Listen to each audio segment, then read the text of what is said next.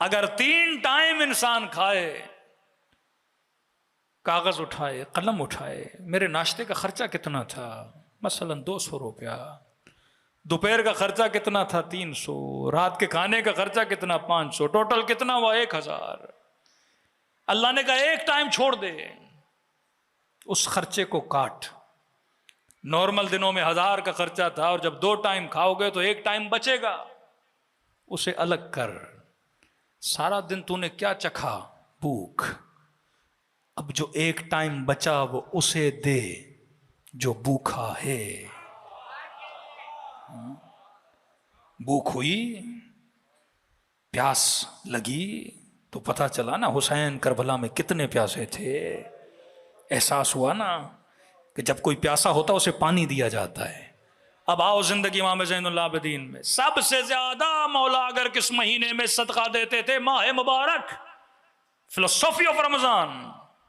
بکرا لاتے، کاٹتے، خود بوٹی بوٹی کرتے، دیگ میں سالن بناتے، روزے کے عالم میں اس سالن کے شوربے کو سونگھتے، اور جب اذان کی آواز آتی کہتے غریبوں کو بلاؤ، جو بھوک میں نے محسوس کی ہے انہیں کھلاؤ۔ مولا آپ کھائیں گے؟ کہ نہیں، میرے لیے وہی روٹی لاؤ جو میرے بابا علی کھاتے تھے، وہی نمک لاؤ جو شب 19 ام کلثوم کے گھر میں بیٹھ کر، بیٹی تم نے کب دیکھا کہ تمہارے بابا کے سفرے پہ 2 طعام پڑے ہوں؟ اور یہاں فلسفی آف رمضان، فلسفی آف عبادت، کہ جب عبادات کا فلسفہ بتانا ہو، نارمل ڈیز میں خرچہ کتنا کا 1000، رمضان میں کتنا خرچہ کیا؟ 3 ہزار، 4 ہزار، وہ پوری فلسفہ روزہ ختم ہو گیا، تو پھر اس روزے کا کوئی فائدہ باقی نہ رہا۔ یہ وہ فرقہ تھا جس نے عبادات کے فلسفے کو ختم کیا اور امت دین سے بھاگ گئی۔ یہ مکتب حسین ہے۔ اپنے جوانوں کو نماز کا فلسفہ، عبادت کا فلسفہ، جب ماتم کرے تو سوچے ماتم کیوں کر رہا ہوں۔ جب خاتون سیدہ کی مجلس میں آئے، جب خطیب سے سنے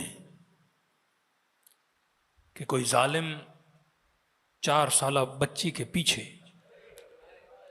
اس کے سر سے مکنا کھینچ رہا تھا، وہ کہہ رہی تھی جو لینا ہے لے لو لیکن میرے سر سے مکنا نہ کھینچو۔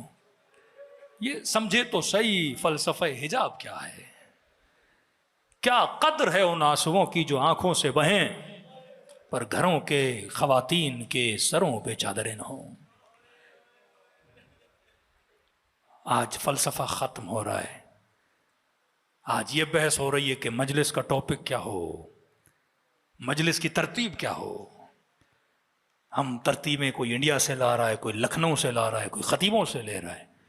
میں نے کہا مجالس کی ترتیب لینی ہے تو علی کے خطبات نہج البلاغہ سے لو، اٹھاؤ ساری تقریریں امام علی سے لے کے 11ویں امام تک تقریریں اٹھاؤ، اور ان ساری تقریروں کے ٹاپکس اٹھاؤ۔ اردو میں ہم کہتے ہیں مجلس، عربی میں کہتے ہیں خطبہ۔ نہج البلاغہ امیر المؤمنین کی مجالس کا مجموعہ ہے۔ اٹھاؤ علی کی مجلس کی ابتدا کہاں سے ہو رہی ہے، امیر المومنین کی مجلس کی انتہا کہاں سے ہو رہی ہے؟ عقل سے بھری ہے، گفتگو، فصاحت، بلاغت، حکمت سے بھری ہے۔ اوصیکم بتقوی اللہ و نظم الامر۔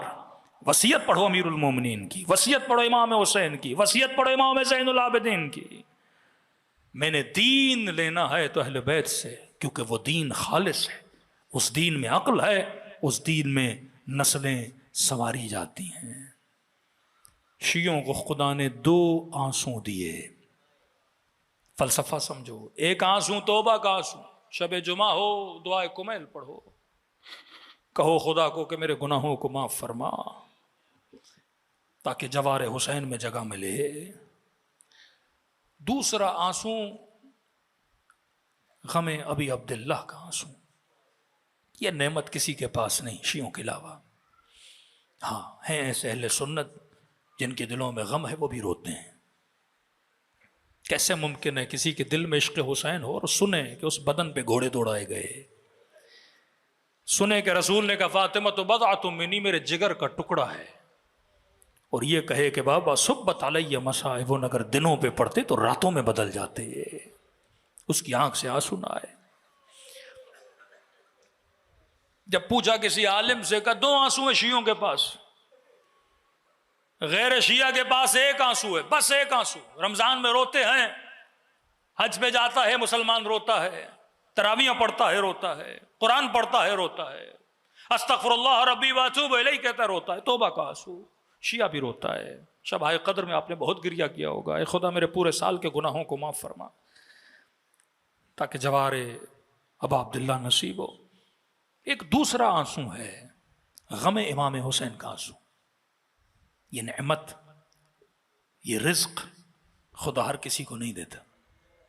پوچھا کسی عالم سے کہ غم حسین کا آنسو کیا کرتا ہے؟ کہ گناہوں کو مٹاتا ہے.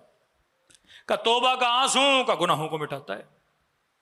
کہ پھر دونوں میں فرق کیا ہے؟ یہ بھی گناہوں کو مٹائے، وہ بھی گناہوں کو مٹائے. تو اگر ایک کو مائنس کر دیا جائے دوسرا تو ہے، وہ بھی تو توبہ کرتے ہیں، گناہ ان کے بھی مٹ جاتے ہیں. پھر ہم آ کر جو ابا عبداللہ الحسین کے غم میں روتے ہیں، اس آنسو کا فائدہ کا گناہ ہے تا گناہ کا. توبہ کا آنسو ایسے ہے کہ جیسے کپڑے نجس ہوں، پانی میں دھو کپڑے پاک ہو جاتے ہیں. یہ توبہ کا آنسو ہے. غیبت کی، گناہ کیا، زنا کی، بدکاری کی، اللہ کی دربار میں روئے گڑ گڑائے، یہ بالکل ایسا ہے کہ کپڑوں کو تم نے دھو دیا، کپڑے پاک ہو گئے. کا پھر غم حسین کا آنسو کا دیکھو، کبھی کبھی کپڑے دھل جاتے ہیں، پر کبھی کبھی ایسے داغ پڑتے ہیں جو دھونے سے مٹتے نہیں. چائے گر گئی، کوئی رنگ گر گیا، توبہ کی، داغ نہیں مٹ رہا. کا حسین کا غم کا آنسو داغوں کو مٹاتا ہے.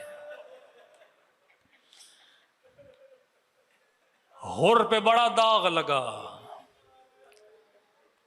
جب کہا ثقلت کا ام کہے ہور تیری عزا پہ تیری ماں بیٹھے.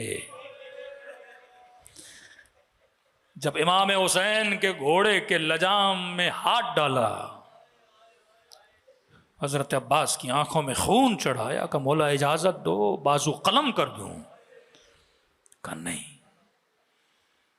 صرف گھوڑے کے لجام میں ہاتھ نہیں ڈالا، مولا کی آنکھوں میں آنکھیں ڈال کے دیکھا اور کہا حسین میں بھی کہہ سکتا ہوں لیکن کیا کروں، آپ کی ماں فاطمہ ہے.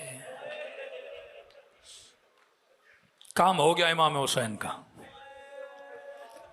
مجال ہے کہ مولا کسی کا دل دکھائیں یہ کہہ کر کہ تیری عزا میں تیری ماں بیٹھے. حسین کسی کی ماں کے لیے کچھ بولے ہیں، لیکن جب ہدایت کی بات تھی تو سمجھانا تھا کہ سن اور سمجھ کہ تیری ماں کون ہے اور میری ماں کون ہے. اس داغ کو کس نے مٹایا؟ حسین کے غم کے آنسو نے مٹایا. جب آیا نا امام کے سامنے کا مولا کائنات کا سب سے بڑا گنہگار، کائنات کے سب سے بڑے کریم کے دربار میں کھڑا ہے. عجب ہے، جب تاریخ پڑھو گے تو کہتے ہیں حسین نے اپنے ہاتھوں سے ہر کے ہاتھوں میں بندھی ہوئی رسیوں کو کھولا، اپنے ہاتھوں سے آنکھوں سے پٹی اتاری اور سینے سے لگا کر کہا کہ بھیا ہر حسین کے سینے سے لگ جا. یہ کرم اسی مکتب میں ملتا ہے.